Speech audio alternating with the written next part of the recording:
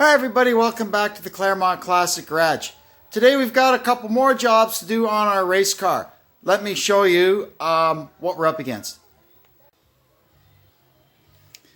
The first thing I want to do is a little bit of upgrading on the brakes.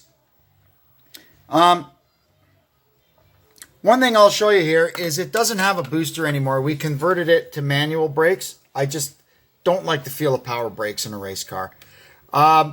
So I did revise the pedal ratio to match that in our Daytona, and I'm happy with that. The only thing I'm up against now is it's got just a bit too mushy of a feel to it. I mean, it's not like there's air in it or anything. It's just that the bore of the master cylinder is too small. So on these Neons, there was two sizes. There was 13/16 bore for cars with drum brakes, which I'm pretty sure this car was originally born with, and I'm wondering if that's what's on here now. And the other one is a bit larger. It is 7/8. So unfortunately, I've been doing a little bit of research, and there doesn't seem to be any way to tell these things apart without taking them apart. There's some numbers stamped on the end and some numbers underneath it, but I was Googling around, and I can't seem to make any sense of those numbers. So what we've done on the bench here is taken one apart so we can measure the bore, and we'll get to that in a sec. The other job we're going to do while we're at it is we're going to change the engine. I've got one over there on the stand ready to go. This one is just kind of a... we had a really good engine, and a couple of years ago we hurt it. I spun a rod bearing and bent the rod, and it was a big mess. That was when we went to the big 5/8 mile track at Jukasa and found out the hard way that a Neon needs a baffled oil pan to run there. Who knew? Well, we found out the hard way. It cost us an engine. Anyway, this engine is one that I've had kicking around for a long time. It's just a good running engine that we took out of a scrap car, and it's kind of our backup engine. So we threw it in here, and I've raced the car probably 4 times with this. But it's, it's a little tired. The oil pressure isn't quite what it could be. The compression's not quite what it could be. It's got blow-by and it smokes a little. But, hey, it got us through. So for now, we're happy that we had it. But that one there is a much better low-mileage engine that I pulled out of another scrap car, and it had excellent stats, I guess you want to say. It had good compression. It had good oil pressure. And it just plain old ran good. So we're going to put that one in here and see if it's any better. Luckily on these cars, it's not that big a deal to change an engine. You can do it relatively quickly. Anyway, back to the brakes. So what we've done here is we've pulled the pistons out of it. Pretty easy to do. You just put it in a press, and you push down on it. You can stick a little bolt in there where the push rod goes. You push it down a little bit and pull out. Oh, where'd that silly snap ring go? Anyway, there's a little snap ring you pull out, and then the guts. Oh, here it is. I'll lose it before I've even started. And yeah, you can see there, right on this cheesy vernier, it's only 13/16. So we want to get this thing to there, 7/8. So we're going to see what this one is. We're going to pop it apart. So these things come apart relatively easy. It's just that the primary piston here is spring-loaded back up against the snap ring. So you can't just take the snap ring out. But you just push it down a little bit. And let me get my snap ring pliers in here. And there we go. Oh, it can stay there like that. Release the press. There we go. And it just popped right out. So now we can go over to the bench and see what we've got here. That balance? Yep, look at that. It even balances. Despite both of these things having completely different numbers stamped on them, yep, this one is 13/16 too. So I don't really want to take the one off the car and take it apart to find out what it is. So I'm going to scrounge around and see if I have any more of these things kicking about. Unfortunately, there's no other way to tell what this is. So I've taken the master cylinder off the car I'm going to pull the cartridge out and we'll see what size this thing is. Well, we can see that the master cylinder on the car is a 13/16 unit. So I'm going to go ahead now and order a 7/8 one and get some pedal feel back in this thing. I'm not quite sure what to do with the proportioning valves because those will probably be drum brake ones, and they've got a little higher pressure than the disc brake ones. But I mean, I've never had a problem with the car feeling like it had too much rear brake, so we'll see how that plays out. I know what a lot of guys do is they'll put some really top quality pads on the front and cheap ones on the back, and that kind of makes up for a little bit. So it's all back together, and we just have to wait for our proper sized master cylinder to show up. We'll slowly pick away at getting this thing out. I've got most of the stuff off the front of it, the intake manifold and the rad hoses and such. We'll get the starter out next and unhook the exhaust header. And then that's about it. I got to crawl underneath. There's a couple of metal brackets like this that connect the engine block to, they're stiffening brackets. And we got to drain the oil, and well, this thing's just about ready to come out. Oh, I got to unhook the torque converter too. It's pretty much ready to come out now. We've got the crane hooked up and we've taken up the slack. All I've got left is 2 bolts through the bell housing and the front motor mount. So I'm going to go ahead and get that stuff all undone, and then we'll pluck it out. Well, it's a tight fit getting this thing in and out, but we got it out. So we'll get it the rest of the way out of here and get it set on a stand and take off the last couple of bits that we need. And then we can start dressing up the new one. Oh, there it is. Got it out. Got my last couple of bits off it. So now I can fog some oil into it and stick some plugs in the ports. And it can hang out until the next time I'm stuck for an engine. And we could throw it in and it'll get us through a night or two when we got no other way. Next thing we're going to do is get the tractor and pull this thing outside. And I'm just going to power wash around under the hood here and get everything all nice and cleaned up. Ready to accept our new engine. We're getting ready to put our engine in. I've got it hanging from the crane. We're going to now get our flex plate put on. Now there's 2 things you got to do before you put a flex plate in. Number 1, there'll be one lug that's off. So you hold it against the torque converter and make sure that you know which way it's going to go. So what I do is I know that there's one hole that's a little oblong. So that has to be at the bottom when we go to put this thing in. And then the bolt pattern on here is odd too. So it only goes on one way. Why they do that, it's nothing to do with balance or anything. It's to keep you from putting the flex plate on backwards. It'll only go on this way. So we're going to do that. Don't forget this little bolt plate, or whatever you want to call this thing. And then we'll bolt it up. We put a little blue Loctite on the flex plate bolts and put them in. Also, if you're screwing around with neon transmissions and you're switching back and forth between automatics and manuals or vice versa, you have to remember this. If you're going to a manual and you're going with a modular clutch, that is the one that comes in most neons, where the pressure plate, flywheel, and clutch disc and everything is one riveted thing that attaches to the flex plate like a torque converter does. You use the same flex plate as this, and you use these short bolts. If you're going with a multi-piece clutch, that is like a traditional clutch with a separate flywheel and a separate pressure plate that bolts together, you need these longer flywheel bolts, because these ones just aren't quite long enough to fit through a conventional flywheel. The multi-piece clutch, I think, was on the first few years of twin cam cars, and then everything ended up with the modular clutch. Just so you know. This car is also rigged up so anytime I want, I can pop a 5-speed in it.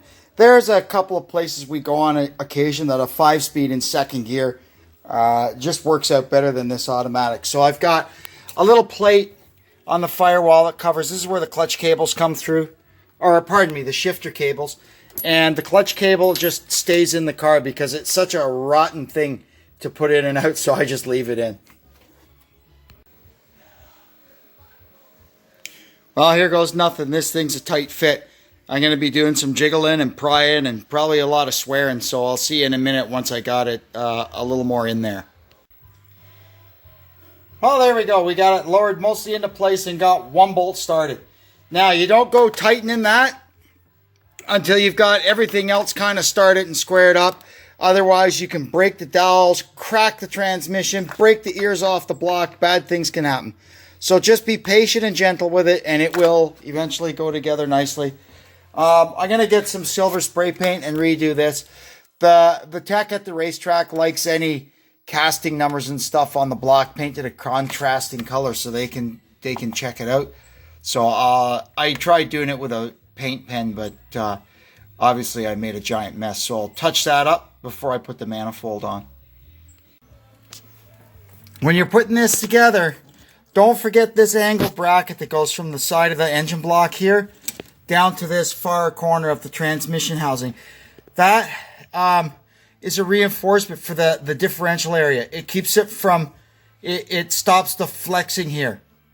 I've run them without them before, and I can't say I've ever broken a transmission, but if Chrysler thought enough that they needed to put that there for cars driving on the street, we should probably have it there on a race car.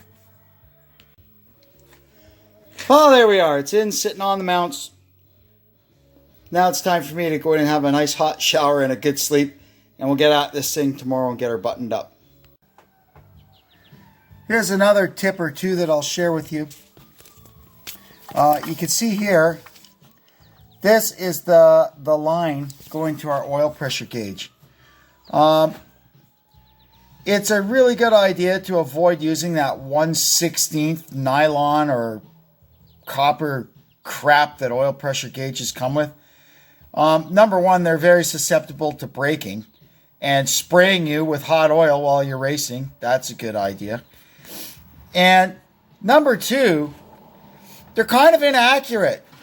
Because they're so small in diameter, the further away the gauge is from where it's hooked up to, the slower the gauge is to react to what's actually going on inside here. So it's always a good idea to run a number 4 AN line to your oil pressure gauge. That way the gauge reacts like instantaneously to what's going on in your oil gallery, and you'll have a much better idea of what's going on. I mean, if you suddenly lose oil pressure, unless you happen to be staring at the gauge at that particular instant, you're not going to see it anyway. But for tracking down oiling issues, if you think it's sucking air in the middle of the turns, at least with a big line like this, you'll be able to see it in the middle of the turn. You'll see the gauge start fluttering when it's picking up oil. Another thing that'll save your ass in a race car, anybody that sees me when my car comes in after the feature, this great big oil pressure light here beside the tach is glowing red all the time. It's not because the engine has no oil pressure.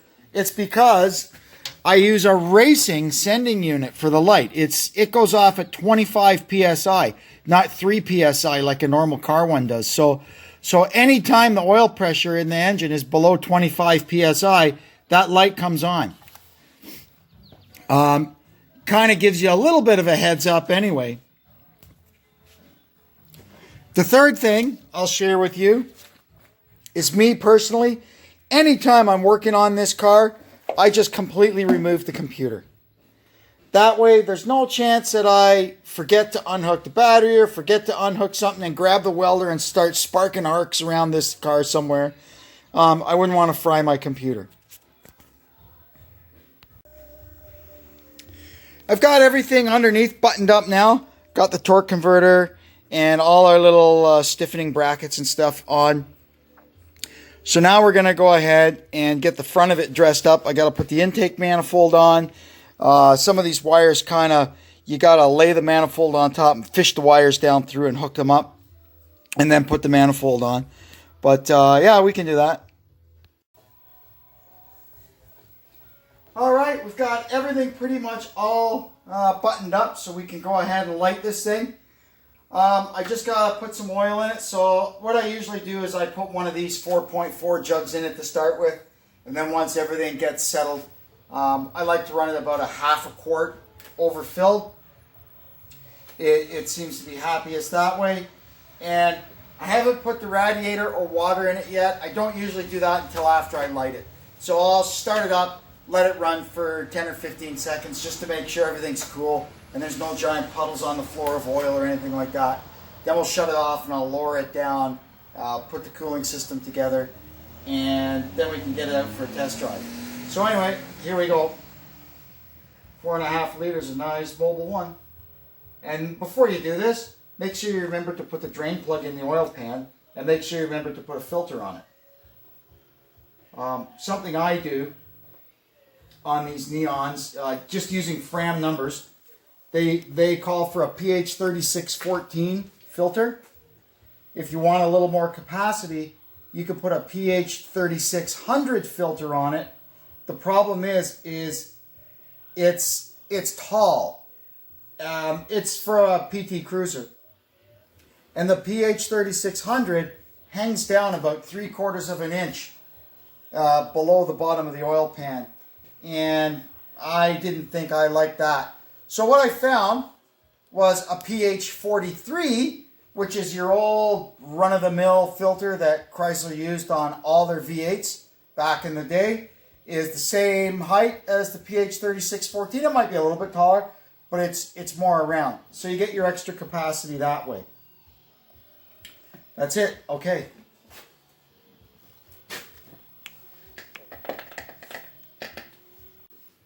All right, so here's the steps that I follow when I start one of these up after I've, had it all apart. First thing I do is put on the juice. And wait a second. If I hear sparking noises or see fire or smoke, well, I turn it back off and see what I hooked up wrong. But so far, let me have a fast look under the hood here.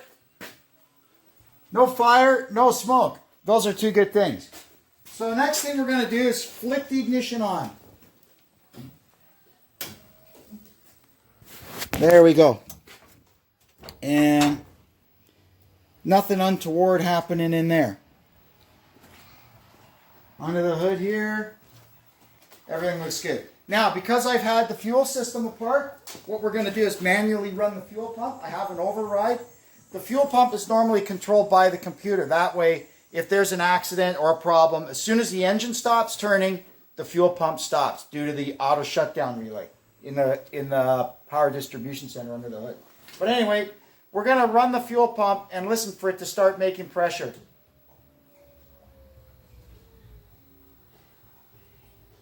All right, there she is. Let's see if it'll start.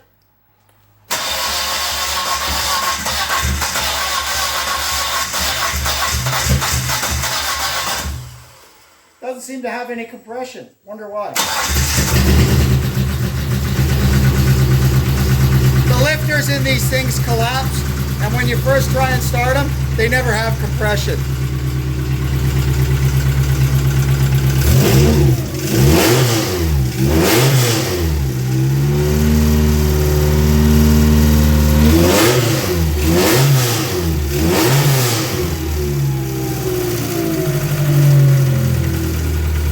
Well, she's definitely got some burp.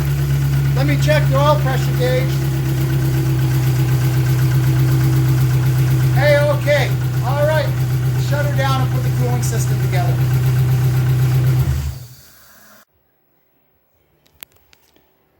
Well, got everything all buttoned up, got the cooling system in. I found one tiny little water leak, which I fixed. It was just a clamp. We got our oil level topped up. So now we're going to crank this thing up and let it idle for a minute and warm up and make sure the fan comes on and everything. And we should be good to go. First thing first, power on, and we'll see if the fan runs manually. Yeah, there it goes. Okay. Ignition Here we go.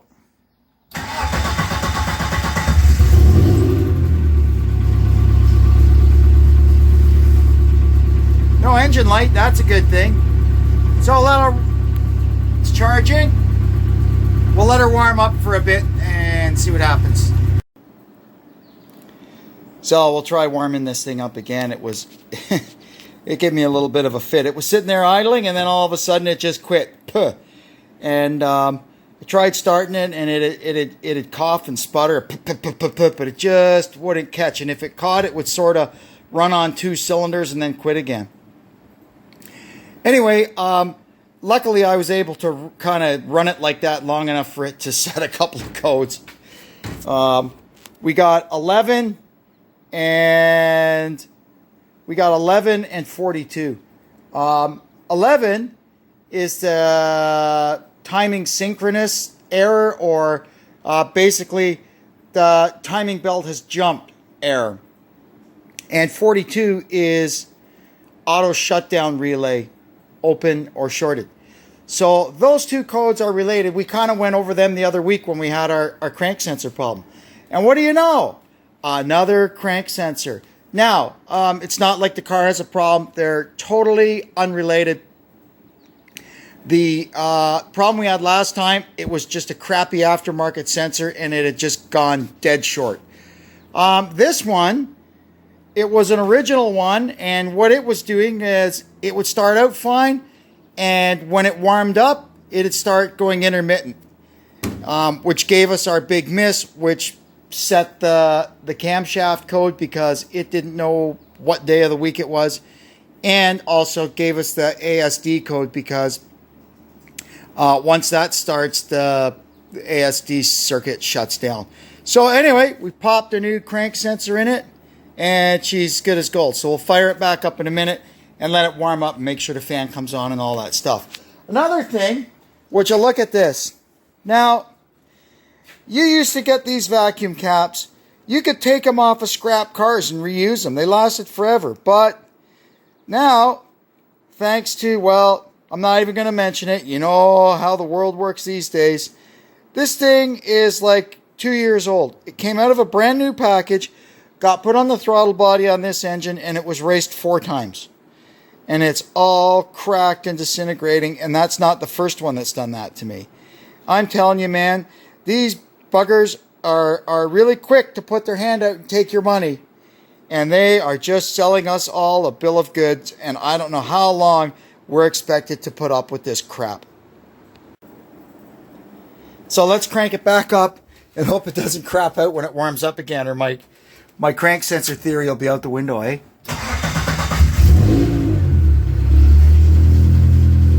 Last thing we'll have to do when we get to the racetrack is we'll have to take it out for hot laps and keep an eye on that thing, and we'll have to adjust the fuel pressure a little bit to get our ideal air-fuel ratio at wide open throttle.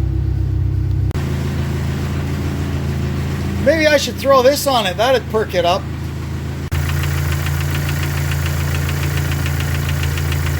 Seems to have a bit of valve train noise too. I'm not too sure I like that. Anyway, I'm going to let it run till the fans start up and make sure that's good. Then I'm going to take it back in, and I may swap in a different set of valve gear from another engine.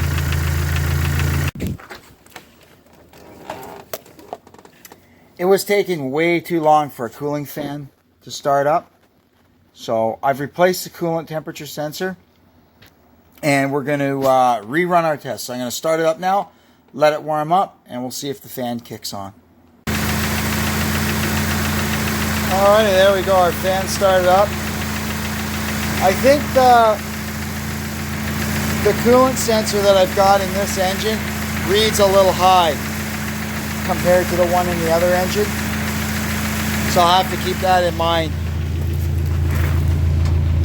But it works. So I just have to remember when I'm running this thing that when it says 210, it's probably only actually around 190.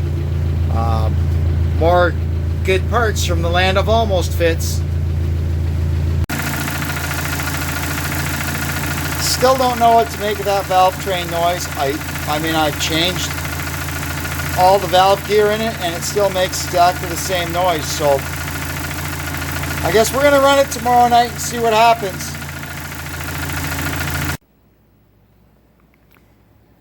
Well, that'll do it. We're going to run it hard tomorrow night and see what happens with that noise. It could just be some crap in the lifters. Who knows? Anyway, we're going to find out one way or the other. It's going to go or blow. Checkers or wreckers. Anyway, I'll let you know how it works out, and we'll have more work to do on this car once we get through tomorrow night. But anyway, for now, thanks for tuning in, and we'll catch you next time on the Claremont Classic Garage. So long.